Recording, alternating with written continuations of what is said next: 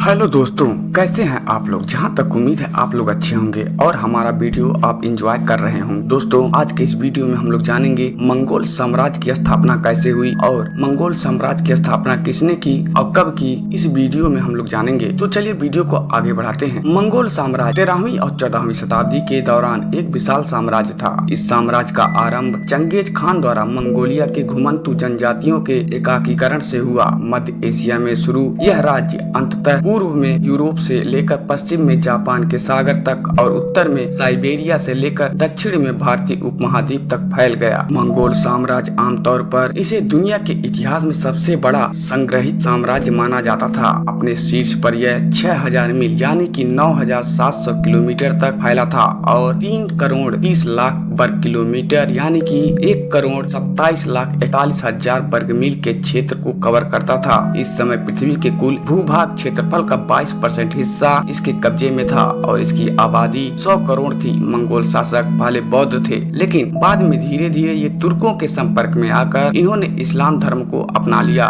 Mongol साम्राज्य की स्थापना चंगेज खान ने किया था। चंगेज खान का जन्म 1162 के आसपास आधुनिक मंगोलिया के उत्तरी भाग में ओनोन नदी के निकट में हुआ था। चंगेज खान की दाईं हथेली पर पैदाइशी खून का धब्बा था। उसके 3 सगे भाई व 1 सगी बहन भी थी और 2 सौतेले भाई भी थे। चंगेज खान का वास्तविक नाम तेमुजिन था। मंगोल भाषा में तेमुजिन का मतलब होता है लोह कर्मी। चंगेज खान के माता का नाम होयलन और पिता का नाम यसुजेई था, जो कियात कबीले का मुखिया था। यसुजेई ने विरोधी कबीले की होयालान का अपहरण करके विवाह किया, लेकिन कुछ दिनों के बाद ही यसुजेई की हत्या कर दी जाती है। उसके बाद तेमुजिन की मां ने बालक तेमुजिन तथा उसके सौतेले भाई और बहनों का लालन पालन बहुत ही कठिनाइयों में किया। 12 वर्ष की उम्र में तेमुजिन यानी कि चंगेज खान की शादी बोरते नाम की महिला के साथ कर दी गई। इतिहासकारों का मानना है कि चंगेज खान के शादी होने के बाद बोरते का भी अपहरण कर लिया गया था। अपनी पत्नी को छुड़वाने के लिए चंगेज खान को लड़ाइयाँ लड़नी पड़ी। इन विकट परिस्थितियों में भी वो दोस्त बनाने में सक्षम रहा। नवयुवक भोगरुचु उसका प्रथम मित्र था और वो आजीवन उसका विश्वास पात्र ही बना रहा। उसका सगा भाई जमुगा भी उसका एक विश्वसनीय साथी था। तेमुजिन ने अपने पिता के वृद्ध सगे भाई तुगरिल उर्फ ओम खान के साथ पुराने रिश्तों की पुनर्स्थापना की। चंगेज खान सन 1162 से लेकर 18 अगस्त सन 1227 तक मंगोल साम्राज्य का शासक बना रहा।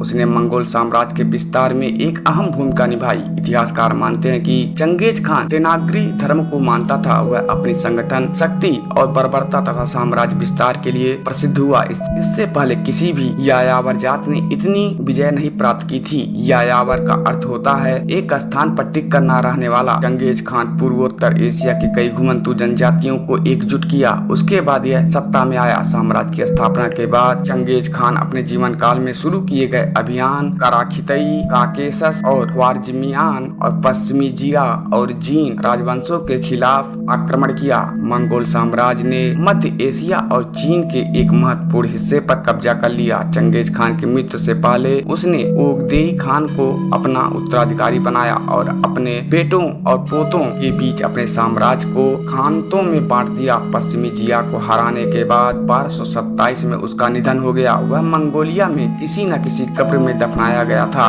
उसके वंशजों ने आधुनिक युग में चीन, कोरिया, कॉकेशस, मध्य एशिया और पूर्वी यूरोप और दक्षिण पश्चिम एशिया के महत्वपूर्ण हिस्से में विजय प्राप्त करने वाले राज्यों को जीतने के लिए अधिकांश यूरेशिया में मंगोल साम्राज्य का विस्तार किया। इन आक्रमणों में से कई स्थानों पर स्थानीय आबादी के बड़े पैमाने पर लगातार हत्याएं की गयीं। नतीजतन चंगेज खान और उसके साम्राज्य का स्थानीय इतिहास में एक भयावह प्रतिष्ठा भी थी। अपने सैन्य उपलब्धियों से परे चंगेज खान ने मंगोल साम्राज्य को अन्य तरीकों से भी उन्नत किया। उसने मंगोल साम्राज्य की लेखन प्रणाली के रूप में उइघुर लिपि को अपनाने की घोषणा की। चंगेज खान मंगोल साम्राज्य में धार्मिक सहिष्णुता को प्रोत्साहित किया और पूर्वोत्तर एशिया की अन्य जनजातियों को एकजुट किया। वर्तमान में मंगोलियाई लोग उसे मंगोलिया के संस्थापक के रूप में भी जानते हैं। यद्यपि अपने अभियानों की क्रूरता के लिए चंगेज खान को जाना जाता है और कई लोगों द्वारा एक नरसंहारक शासक होने के नाम से भी जाना जाता है, परंतु चंगेज खान को सिल्क रोड को एक एकात्री राजनीतिक वातावरण के रूप में लाने श्रेय दिया जाता है। चंगेज खान का भाई जम्मू का। हालांकि प्रारंभ में उसका मित्र था, बाद में वो शत्रु बन गया। सन 1180 तथा 1190 के दशकों में वो